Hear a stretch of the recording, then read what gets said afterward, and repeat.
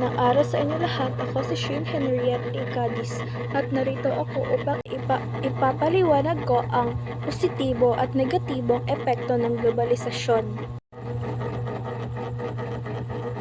Mga positibong epekto ng globalisasyon. Una, pag-unlad ng ekonomiya. Sa pamamagitan ng globalisasyon, nagkaroon ng mas malawak na kalakalan sa pagitan ng mga bansa. Ibig sabihin, mas maraming produkto at serbisyo ang dumadaloy mula sa isang bansa patungo sa iba. Halimbawa, ang Pilipinas ay nakakapagluwas ng manggagawa, prutas tulad ng saging at pinya, at mga produkto sa iba't ibang bansa. Sa kapalit, nakakatanggap tayo ng kita at banyagang pamumuhunan o foreign investments na nakakatulong sa paglago ng ating ekonomiya. Pangalawa, pagpapalitan ng kaalaman at teknolohiya. Dahil sa globalisasyon, mabilis na naipapasa ang makabagong teknolohiya at kaalaman mula sa isang bansa patungo sa iba. Halimbawa, ang mga Pilipino ay nakikinabang sa modernong teknolohiya ng medisina, internet at komunikasyon na galing sa mauunlad na bansa. Nakakatulong ito upang mas mapabilis ang trabaho, pag-aaral at komunikasyon. Pangatlo, pagkakataon para sa mas maraming trabaho. Maraming Pilipino ang nakakapagtrabaho sa iba't ibang bansang bilang Overseas Filipino Workers or OFWs. Malaki ang naitutulong nito sa kanilang pamilya at ekonomiya ng bansa dahil sa kanilang remittances.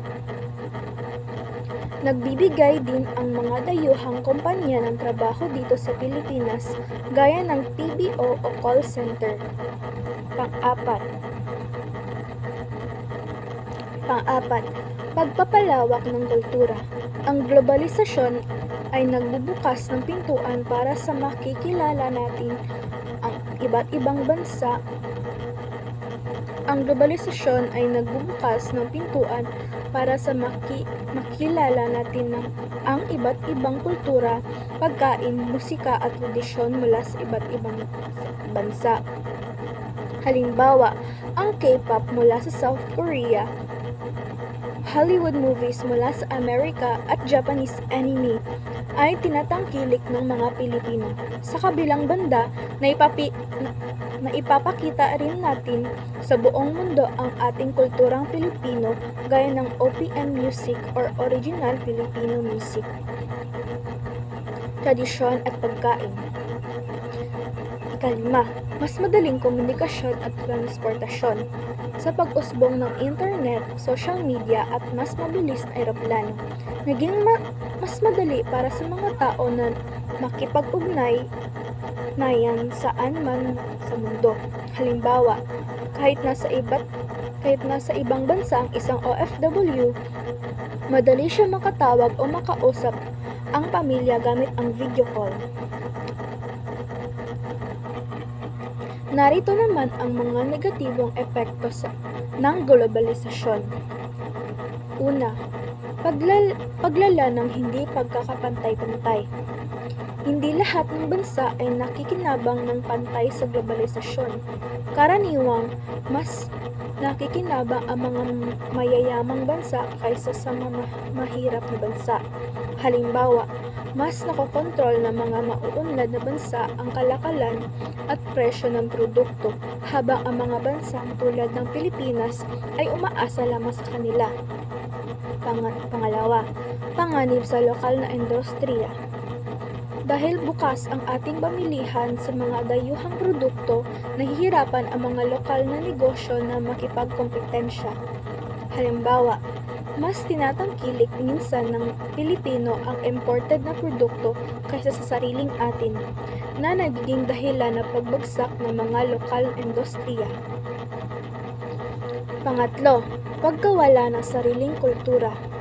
Dahil sa impluwensya ng banyagang kultura, unti-unti ring nababawasan ang mga pagpapahalaga sa sariling tradisyon at kultura.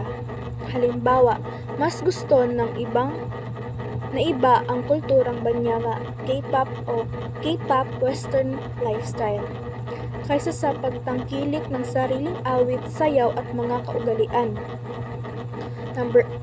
Ika-4, panganib ng brain drain. Maraming profesional at magagaling na manggagawang Pilipino ang lumilipat sa ibang bansa upang doon magtrabaho.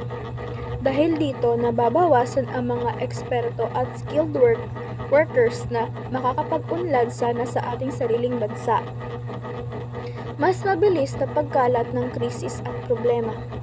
Dahil magkakaugnay ang mga bansa, ang isang krisis sa isang lugar ay mabilis ding naapektuhan ang iba. Halimbawa, ang pagtaas ng presyo ng langis sa Middle East ay agad na naramdaman ng Pilipinas. Ganon din ang mabilis na pagkalat ng mga sakit gaya ng COVID-19 na lumalaganap sa buong mundo dahil sa mabilis na paglalakbay ng tao.